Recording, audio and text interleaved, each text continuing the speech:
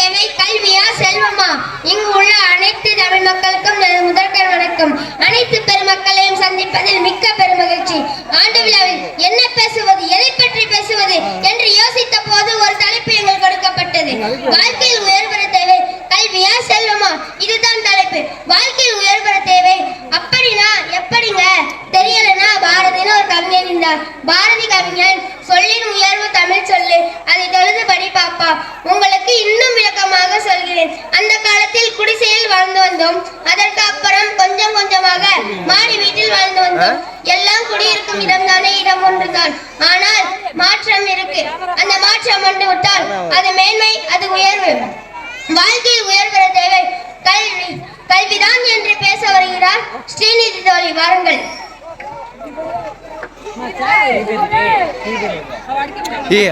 அனைவருக்கும் அன்பான வணக்கத்தை தெரிவித்துக் கொள்கிறேன். வாழ்க்கையில் உயர்வு பெற தேவை கல்வியா செல்வமா என்ற தலைப்பில் நான் கல்விதான் முக்கியம் என்று பேச வந்துள்ளேன். ஒருவரிடம் பணம் இருக்கா என கேட்டால் இருந்தா இருக்குன்னு சொல்வார், இல்லைன்னா இல்லைன்னு சொல்வார். ஆனால் ஒருவரிடம் அறிவிற்கான்னு கேட்க முடியுமா? இப்பெல்லாம் எங்க பார்த்தாலும் காரை செக் பண்ணி தான் அனுப்புறாங்க. ஏன்? பணம் இருக்குன்னு செக் பண்றாங்களா, இல்லை படிச்சவங்க இருக்குன்னு செக் பண்றாங்களா? பணம் சோதனைக்குரியது, கல்விதான் சாதனைக்குரியது. ஒரு அம்மாவை நேற்று பார்த்து நடைபெறவில்லை, காலை சுற்றி போட்டிருக்கா. என்னம்மா என கேட்டால் அந்த அம்மா சொல்றாங்க, செல்வத்துள் செல்வம் செவி செல்வம். உலகம் எப்படி போகுது பார். இன்றைக்கு உலக அதிசயக்கக்கூடிய வியக்கக்கூடிய தமிழ்நாட்டில் நடந்திருக்கு. பழங்குடியினத்தை சார்ந்த ஸ்ரீபதி என்ற பெண்ணின் 23 வயதில் சிவில் நீதிபதி ஆகியிருக்காங்க என்ற வரலாறு ஒரு பழங்குடியினத்தை புதுகுடியினத்தை உயர்த்தியிருக்கின்றால் அதுதான் கல்வியால் வருகிற உயர்வு. நடுவர் அவர்களை கல்வியால் வரும் போட்டி எல்லோரும் பாதிப்பில்லாம அவரவர் தகுதிக்கு ஏற்பதை கிடைக்கும். ஆனால் செல்வத்தில் இருக்க போட்டி இருக்கே. சிலரை வீழ்த்துவதற்கே முயற்சி செய்ய அடுத்தவரை வீழ்த்தி உயர்வது உயர்வில்லை, அடுத்தவரை தாங்கி பிடிப்பதுதான் உயர்வு என்றால் அதுதான் செல்வம், அதுதான் கல்வி. செல்வம் ஒருபோதும் கிடையாது. எங்க ஊரில் ஒருவர் உயில் எழுதினார். பெரியவனுக்கு வயல், சின்ன பையனுக்கு என எல்லாத்தையும் எழுதிவிட்டு கடைசியாக எழுதினார், நான் இருந்த பின் இந்த உயில் செல்லாது என அவர் சென்று விட்டார். கல்வியாளர்கள் தங்களுடைய அறிவு செல்வத்தை உலகிற்கே உயில் எழுதி வைக்கிறார். பாரதி சொன்னார், வள்ளுவன் தன்னை உலகிலே தந்த வாழ்ப்புகள் கொண்ட தன்னாடு என்று சொல்றார். அப்படிப்பட்ட சிறப்பு நம் கல்விக்கு தான் இருக்கிறது. பணம் என்ன பாடுபடுத்தும் தெரியுமா? எங்க ஊரை சொல்வார், என் நாட்டு ஆடுறான் பாரியா, பணம் காசு வந்தால் என் ஆடப்படத்தை தேடுவதுதான் செல்வம். அடக்கமாக இருக்கும் என்று என் வாழ கற்றுக் கொடுப்பதுதான் கல்வி. இன்றைக்கு எடுத்துக்கும் பிள்ளைகள் தான் நாளைக்கு நாடு காப்பார்கள் கூறி என்று வாழ்க்கைக்கு செல்வம் தேவை, ஆனால் வாழ்க்கை உயர்வுக்கு கல்விதான் தேவை என்று என் வார்த்தை நிறைவேற்றுகிறேன். நன்றி. வாழ்க்கைக்கு செல்வம் தேவை, ஆனால் அதை விட உயர்ந்த பண்பாடு இருக்கு பாருங்க. ஒருத்தரை ஒருத்தர் மிஞ்சிய பண்பாடு உயர்வை தருகிறது, அது கல்வி அல்லவா தருகிறது. அப்படி என ரொம்ப உருக்கமாக சொல்லியிருக்காங்க. தொடக்கத்திலேயே கட்சி கொஞ்சம் தொடர ஆரம்பிச்சிருக்கு. காசுக்காரங்க குகன் என்ன சொல்ல போறாங்கன்னு தெரியல. வாங்க குகன். அனைவருக்கும் வணக்கம். கணம் நடுவர் அவர்களே, எனக்கு முன்பாக பேசிய ஸ்ரீநிதி தோழி அருமையாக பேசினான். இப்பெல்லாம் கார்டுல வர பேர் செக் பண்றாங்க, படிச்சவன் இருக்கான்னு செக் பண்றாங்களா? ஏன் உள்ள ஏதாவது பணம் இருக்கான்னு தானே பாக்குறாங்க. அதுல இருந்தே தெரியலையே அப்பளவர் அவர்களே. பணம் இருக்கிறவங்க நினைத்தா ஒரு தேசத்தையே யார் ஆள்வது என்பதை தீர்மானிக்கிற வலிமை பணத்திற்குதான் இருக்கிறது. ஆல்ஃபிரட் நோபல் அறிஞர் இருந்தார். அவர் ஒரு நாள் இறந்து விட்டார் என தவறான செய்தி பத்திரிகையில் வந்ததும் பத்திரிகையில் அவரை பற்றி கடுமையான விமர்சனம் வந்ததும் நான் இறந்ததை நல்லபடியாக கொண்டாட வேண்டும் என்று நினைத்து தன்னுடைய சொத்து முழுவதும் சமுதாயத்தில் சிறந்த கண்டுபிடிப்புகளை உருவாக்குவர்களுக்கு ஆண்டுதோறும் பரிசளிக்க வேண்டும். உலகிலேயே நான் வழங்கும் அந்த பரிசுதான் பெரும் தொகையாக இருக்க வேண்டும் என்று நோபல் பரிசு என நிறுவினார். நான் இப்படி யோசிச்சு பார்க்கிறேன். சம்பளம் இல்லை, 1ஆம் தேதியானால் தொல்காப்பியும் 8 தொகையும் திருவள்ளுவர் புத்தகமும் 10 பாத்தும் கலித்தொகையும் இந்த தொகையை தவிர எந்த தொகையும் தரமாட்டேன். சொல்லுங்க, அவரை துவ என துவைத்திருவார். உங்களுக்கு என்ன உறவு இருந்தாலும், படிப்பு இருந்தாலும், பட்டம் இருந்தாலும், விருது இருந்தாலும், ஒவ்வொரு நாளும் காலையில் எழுந்தவுடன் உங்கள் கணக்கில், உங்கள் வங்கி கணக்கில் மிகப்பெரிய தொகை இருக்கிறது என்றால் அதை விட நிம்மதி, ஆனந்தம் வேற எந்த உறவும் படிப்பும் தராது. நான் கேட்கிறேன், இங்க எவ்வளவு பெண்கள் தாய்மார்கள் இருக்கிறாங்கம்மா. ஒரு கல்யாணம், ஒரு காது குத்து, குடும்ப நிகழ்ச்சி அப்படின்னு போனீங்கன்னா எதுக்காக கழுத்துல செயின், காதுல தோடு, கையில வளைய, மூக்குத்தி போட்டுட்டு போறீங்க? உங்க டிகிரி சர்டிபிகேட்டு கழுத்துல லேமினேட் பண்ணி தூக்கி போட்டுட்டு போக வேண்டியது தானே? கணம் நடுவர் அவர்களே, நான் இன்றொன்று யோசித்து பார்க்கிறேன். நடுவர் அவர்களே, சமுதாயத்தில் வறுமை எங்கே இருக்கிறதோ அங்கே ஒழுக்கக்கேடுகள் அதிகமாக இருக்கும். ஒரு மனிதனை ஒழுக்கம் உள்ளவனாக கட்டுப்படுத்தி வைத்திருப்பதே செல்வம்தான். அவ்வளவு ஏங்க வயதான காலத்தில் ஒருவர் படித்த பட்டமும் கல்வியும் பயன் தரவில்லை என்றாலும் ஒருவர் வாங்குகிற பென்ஷன் என்பதுதான் அவரை ஒரு நாளும் கைவிடாது. ஒருவன் புதுக்கவிதை எழுதினாங்கள், உங்கள் பெண்ணும் உங்கள் சன்னும் உங்களை கைவிட்டாலும் உங்கள் பென்ஷன் ஒரு நாளும் உங்களை கைவிடாது. ஆகவே வாழ்க்கைக்கு தேவை செல்வம் தான் என்று விடைபெறுகிறேன். நன்றி, வணக்கம். எவ்வளவோ ஆழமான பதிவு பாருங்க. கல்லாவில் காசு இருந்தால்தான் காலம் தள்ள முடியும், பணம் தான் நம்மள உசத்தம் அப்படின்னு அழுத்தமாக பேசியிருக்காங்க.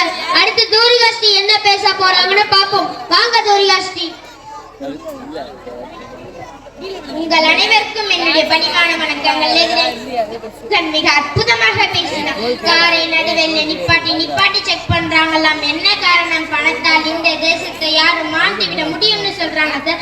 எதற்காக நிப்பாட்டி செக் பண்றாங்க? பணத்தால் இந்த தேசத்தை யாரும் மாற்றி விட கூடாதுங்கிறீங்களா? அதுலயும் மறந்துட்டு குகன் ஒரு பாயிண்ட் எங்க அன்னைக்கு சொன்னாரு, வயசானாதான் பென்ஷன், வீட்டுல சும்மா உட்காந்துருக்கவங்களுக்கு தான் பென்ஷன் தர மாட்டாங்க. யாருக்கு பென்ஷன் தராங்க? கல்வியில உயர்ந்து வேலைக்கு போனவங்களுக்கு மட்டும்தான். இந்த வீட்டுல சும்மா உட்காந்துருக்கவங்க பென்ஷன் தர மாட்டாங்க. எல்லாரும் என்ன நினைக்கிறோம்? என் பிள்ளைகளை இந்த ஊரில் உள்ள பெஸ்ட் ஸ்கூல், பெஸ்ட் எஜுகேஷனில் சேர்க்கணும்னு நினைக்கிறோம். கவர்மெண்ட் எதற்கு சார் பெஸ்ட் எஜுகேஷனுக்காக கோடிக்கணக்கில் செலவு செய்யணும்? செல்வம் தான் ஒரு மனிதனை உயர்த்தும் என்றால் செல்வத்தை ஏன் சார் செலவு செய்யணும்? பெட்டிக்குள்ள வச்சு பூட்டு போட்டு பக்கத்துல உட்கார்ந்துக்க வேண்டியதானே? எப்பாடு பட்டாவது என் பிள்ளைகள் நல்ல கல்வியை கொடுத்து விட வேண்டும் என்று துடிக்கும் ஒவ்வொரு பெற்றோருக்கும் தெரியும் கல்விதான் உயர்த்தும் என்று. இப்ப ஒருவரை பார்த்து இவர் அந்த காலத்துல பணக்காரரா இருந்தா இன்று ஏழை ஆயிட்டார்னு சொல்லுவோம். இவர் அந்த காலத்துல பதவியில இருந்தார் இன்று ரிட்டையர் ஆயிட்டார்னு சொல்லுவோம். ஆனா இவர் அந்த காலத்துல 10வது படிச்சிருந்தா இந்த காலத்துல 8வது தான் படிக்கிறாருன்னு சொல்ல முடியுமா? செல்வத்தில் ஏற்றமும் இருக்கும், இயக்கமும் இருக்கும். ஆனா எங்க கல்வி வரிசை மட்டும்தான் சார். 200 வாங்கிய நந்தினி கிட்ட செய்தியாளர்கள்லாம் ஓடி போய் எப்படிமா இவ்வளவு மார்க் எடுத்தீங்கன்னு கேட்ட போது அவள் சொன்னால், எங்க அப்பா அம்மா தினக்கூலி தான் எங்க வீட்டு தலையெழுத்து, அதை மாத்தனா நான் படிச்சுதான் ஆகணும், அதனாலதான் படிச்சேன்னு சொன்னார். நம் தமிழ் சமூகம் அவ்வை பாட்டி முதல் சுந்தர் பிச்சை வரை அறிவால் உயர்ந்தவர்கள். நம் தமிழ் சமூகம் எப்படி சார் செல்வம் தான் உயர்த்தணும்னு பேசுறாங்க. இப்ப நம் தோழர் குகன் கிட்ட 10 கோடி இருக்குன்னு வச்சுக்கோங்க, பேச்சுக்கு வச்சுக்கோங்க. பேருக்கு பின்னாடி 10 கோடின்னு போடுவாரு, இன்கம் டாக்ஸ் ரைடு வந்துடும் சார். பேருக்கு பின்னாடி நாம் செல்வத்தை குறிப்பிட முடியாது, டிகிரி மட்டும்தான் போட முடியும். இந்த காலகட்டத்தில் ஒரு பெண்ணுக்கு 100 பவுன் நகை போட்டு கல்யாணம் பண்ணி கொடுத்தாலும் படிப்பு அறிவு இல்லைன்னா அடிமைதான். அதுவே அந்த பெண் படிச்சு வேலைக்கு சென்றால் செல்வம் கொடுக்க முடியாத கம்பீரத்தை அவள் பெற்ற கல்வி கொடுத்து விடும். ஒருவரிடம் செல்வம் இருந்தால் அந்த செல்வம் அவரை காப்பாற்றாத. ஒருவரிடம் கல்வி இருந்தால் அந்த கல்வி அவரை காப்பாற்றும். கல்வி கற்க கற்க விருந்து கொண்டே இருக்கும், செல்வம் சேர சேர பயந்து கொண்டே இருக்கும். நம் சேர்த்து வைத்த செல்வத்தை பாதுகாக்கணும்னு நம்ம படிச்ச ஆடிட்டர் தானே சார் தேடி போவோம், நம்மளே காப்பாற்ற முடியாது. காமராஜர் ரொம்ப அழகா சொன்னார், பிள்ளைகள் ஊனமா இருந்தால் சொத்து சேர்த்து வைத்து பிள்ளைகளை ஊனமாக்குறது என்று. வாழ்வில் உயர்வது எப்படின்னா படி படி படி. வாய்ப்புக்கு நன்றி. வாழ்வில் உயர வேண்டுமா, உயர்வு பெற வேண்டுமா, படித்துக் கொண்டே இரு, இதை விடாமல் படி அப்படின்னு முடித்திருக்காங்க நம் தோழி. இவங்க பேசுறதுக்கு பின் தோழி சிரிச்சுட்டே இருக்காங்க. காசு எக்கச்சக்கமா வச்சிருப்பாரு போல. ஏன்னா 10 கோடி அவங்க சொல்லியிருக்காங்க. ஒரு சூசகமா இருக்குமோ பயம் வேற எனக்கு. வாங்க சிவகவி. தமிழக அரசு ஸ்ரீவில்லிபுத்தூர் கோபுரம் அடையாளமாக இருப்பது போல எம் ஊரில் இருக்கும் கற்காடிப்பட்டி ஊராட்சி ஒன்றிய தொடக்கப்பள்ளி சூரியன் போல் அடையாளமாக இருக்கும் தலைமை ஆசிரியர், ஆசிரியர் பெருமக்கள் மற்றும் நடுவர்கள், இங்கு கூடியுள்ள அனைத்து மக்களுக்கும் எனது வணக்கம். எனக்கு முன்னாடி பேசிய தோழி கற்பனை உலகத்தில் வாழ்ந்துட்டு போயிருக்காங்க. நான் கஞ்சி குடிக்கிறதுக்கு என்ன வழின்னு சொல்ல வந்திருக்கேன் ஐயா. ஒரு தனி மனிதனுடைய புழமையாளிட ஒரு தலைமுறையோட கதறல். நடுவர்களே, இன்றைய முதல் பட்டத்தாரியும் வந்துட்டோம். பட்டம் கையில் இருக்கும், பணம் இருக்கான்னு கேட்டா பாக்கெட் எம்டியா இருக்கும். இதுக்கும் கல்விதான் முக்கியமான நான் நினைச்சுக்கிட்டு இருந்தேன். கிறுக்கு பையன் மாதிரி ஒரு காலம். எப்ப எங்க அப்பா அம்மா வந்து உன்னை நீதாயே பாத்துக்கணும்னு சொன்னாங்களோ அப்பதான் நடுவர்கள் இந்த உலகம் புரிய வந்தது. கற்கேன் என்றே பிச்சை வீடும் கற்கேன் என்றே சொல்லும் போது புரியல. எஜுகேஷன் லோன் கேட்டு பேங்க் வாசல்ல போய் நிற்கும் போதாயா புரிஞ்சிச்சு எஜுகேஷன் லோன் கட்டுவதற்கு என்ன பாடுபட வேண்டியதுக்கு படிச்சு முடிச்ச பிறகுதான் தெரிகிறது. இங்கு சூசகமாய் ஒன்று சொல்கிறேன். வீட்டில் பெரியவர்கள் பிள்ளைகளை கன்னத்தில் கிள்ளி நல்லா படிச்சு என்று இதை மட்டும் சொல்ல மாட்டார்கள். நல்லா படிச்சு கை நிறைய சம்பாதிக்க வேண்டும் கண்ணா சொல்வாங்க பாட்டி. நாங்கள் 12ஆம் வகுப்பு தேர்வு முடித்த பிறகு கல்லூரியில் சேரும் போது மாமா இந்த படிப்பேன்னு சொல்லுவாங்க, சித்தப்பா இந்த படிப்பேன்னு சொல்லுவாங்க, பெரியப்பா இந்த படிப்பேன்னு சொல்லுவாங்க. நாங்க என்ன படிக்க போறோம் என்பதை எங்களிடமே கேட்க மாட்டாங்க. சரி, இதெல்லாம் எதற்கு படிக்க சொல்கிறார்கள்? அறிவு வளரவா, இல்ல பண்பு பெருகவா, இல்ல இந்த படிப்பு எடுத்தால் நல்ல சம்பாதிக்க முடியும் என்றால் இங்கு கல்வி ஒரு பொருளீட்டும் கல்வியாக தான் இருக்கிறது. ஏழை குடும்பத்தில் பிறந்து 12ஆம் வகுப்பில் நல்ல மதிப்பெண் பெற்று நீட்டா சென்றால் நீட் கோச்சிங் சென்றால் என கேட்பார்கள். 10,000 கொடுத்தால் ஒரு கல்வி, 1 லட்சம் கொடுத்தால் வேற கல்வி, 5 லட்சம் கொடுத்தால் மற்ற கல்வி. இங்கு கல்வியை செல்வம் தீர்மானிக்கவில்லை, செல்வம் தான் கல்வியை தீர்மானிக்கிறது. மாதம் பங்குச்சுன்னா 10,000, 15,000, 5,000 பொட்டுல அடிச்ச மாதிரி அக்கௌண்ட்ல விழுந்தது ஒரு மெசேஜ் வரும் பாருங்க. அதுல இருக்க சந்தோஷம் இருக்கு பாருங்க. இங்க காசுதான் கான்பிடன்ஸ். திரைக்கடல் ஓடியும் திரைவியம் தேடு கொன்றை வேந்தன் அவையார். எல்லாரும் செல்வரே. வள்ளுவர் சங்க காலத்தில் காசு சேர்த்துவை என கூறினார். படிச்சால் நல்ல வேலை கிடைக்கும் என பொய் சொல்ல வேண்டாம். தலைமுறையிலிருந்து சொல்ல வருகிறேன் ஐயா.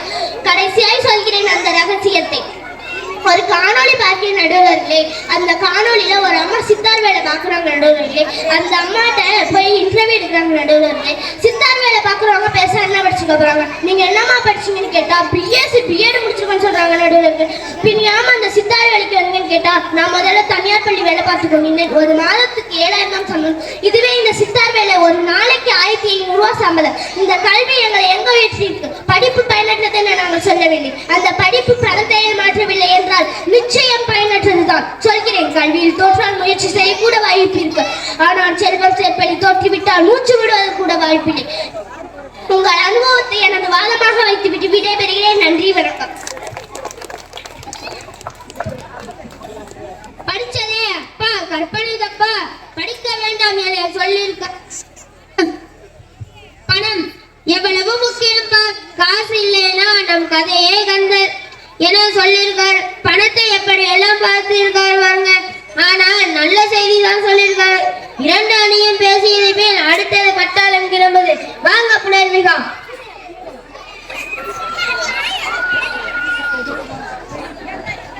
அனைவருக்கும் என்னுடைய பணில் கடந்த வணக்கம்.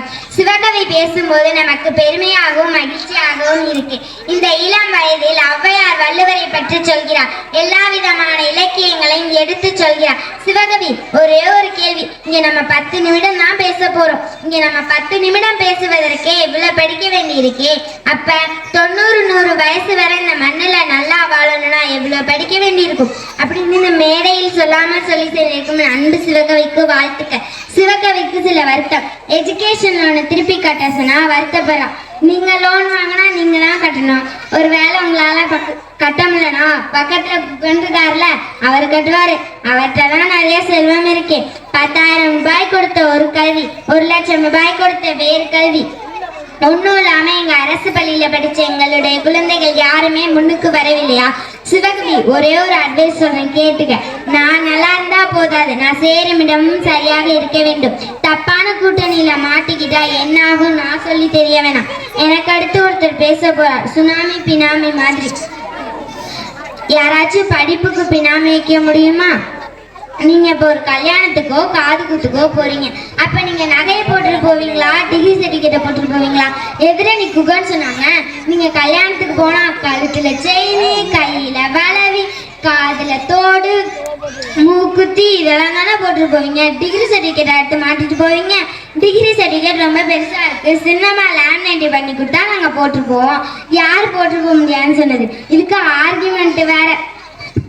அவர் சொன்னது உண்மைதான் போல.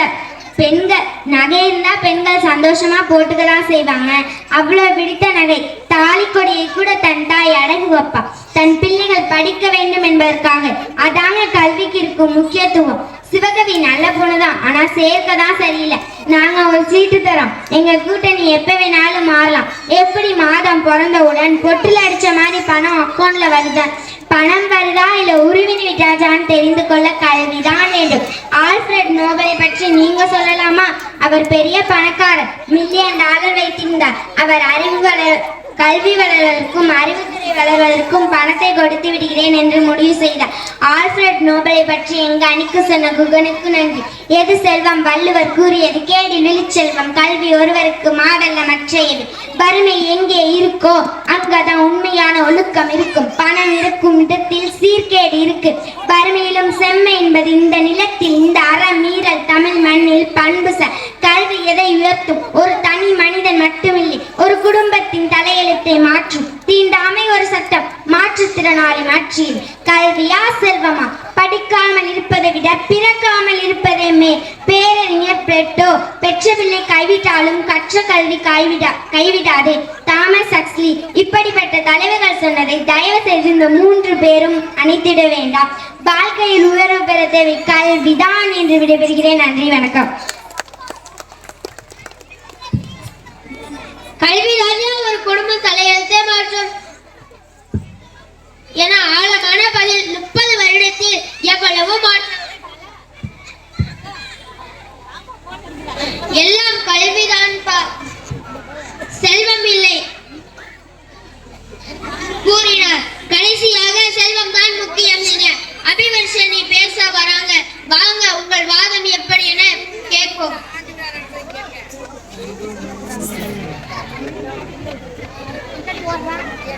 அனைவருக்கும் வணக்கம். வெறுமையிலாய் இருப்பவனை பெருமையை மாற்றுவது செல்வம்தான். இந்த பக்கம் புத்தகம், இந்த பக்கம் மனம் இருக்கு. நீங்க எல்லாரும் எந்த பக்கம் வருவீங்க? நடுவர் அவர்களே, அந்த அணியில் உள்ளவர்கள் எல்லாரும் இந்த பக்கம் வரமாட்டாங்க. பேசுவது ஒரு பேச்சு, மிரட்டுவது எங்களை. பணம் சோதனைக்குரியது, கல்வி சாதனைக்குரியது. அந்த தங்கச்சி அவ்வளவு சுந்தர் பிச்சைன்னு சொல்றாங்க சார். சுந்தர் பிச்சை எல்லாம் தயவு செய்து சொல்ல வேண்டாம். 659 கோடி வருட சம்பளம் நமக்கு 10,000 வந்தா கூட எண்ண முடியாது. இன்னும் 1-2 விஷயம் சொல்கிறேன். 1962 மதுரையில் விமான நிலையம் வந்தது. இன்று வரை இன்டர்நேஷனல் ஏர்போர்ட்டாக மாறவில்லை. ஒரே பணக்காரர் தான். அவர் இணைந்துதான் ஜாம் நகரில் விமான நிலையம் அமைத்தார். 10 நாளில் இன்டர்நேஷனல் ஏர்போர்ட்டாக மாற்றினார். காரணம், அவர் அம்பானி அவரது பையன் கல்யாணம். கையில் 2 ரூபாய் இல்லை என்றார். புலவன் கூட சட்டை கிழித்து விட்டுதான் செல்வார். சாலையோரம் டீ கடையை அனைவரும் பார்த்து விட்டுதான் சென்றனர். அங்கு சென்று டீ குடிக்க வேண்டும் என நினைக்கவில்லை.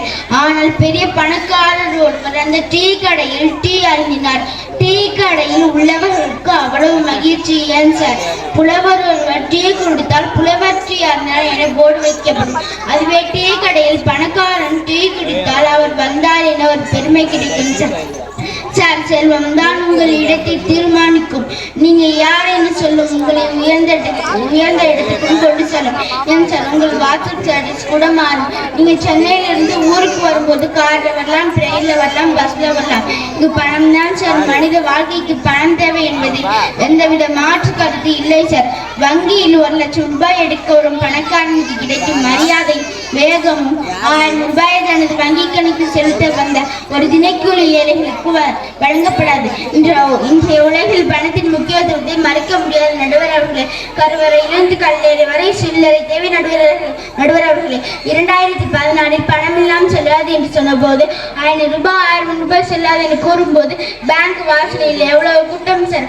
அப்பொழுது ஒரு வயதான முதியோர், என்னிடமே ஏதோ ஒரு நோட்டு தான் உள்ளது, இதை மாற்றிக் கொடுங்க என அவர் கண்ணீருடன் கூறிய போது அந்த நிலையில் உள்ளவர்களுக்கு தான் தெரியும் பணம் எவ்வளவு முக்கியம் என்று புரியும். இந்த காலத்தில் பணம் எவ்வளவு தேவையில்லை, எங்களுக்கு கல்விதான் முக்கியம் என்றார். இந்த புத்தகங்கள் எல்லாம் அவருக்கே செல்லும், செல்வம் எல்லாம் எங்களுக்கே சொந்தமாக என்று விடைபெறுகிறேன். நன்றி.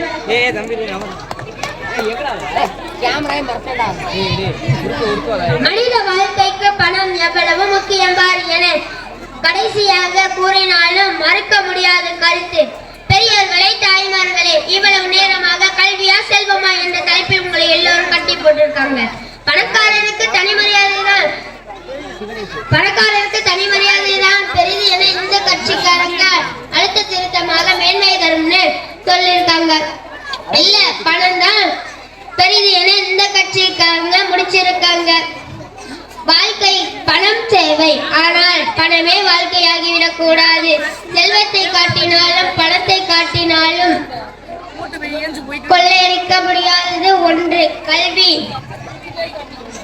செல்வம் கொடுக்க கொடுக்க குறைந்து கொண்டே இருக்கும், கல்வி கொடுக்க கொடுக்க வளர்ந்து கொண்டே இருக்கும். செல்வத்தை காட்டினாலும் பணத்தை காட்டினாலும்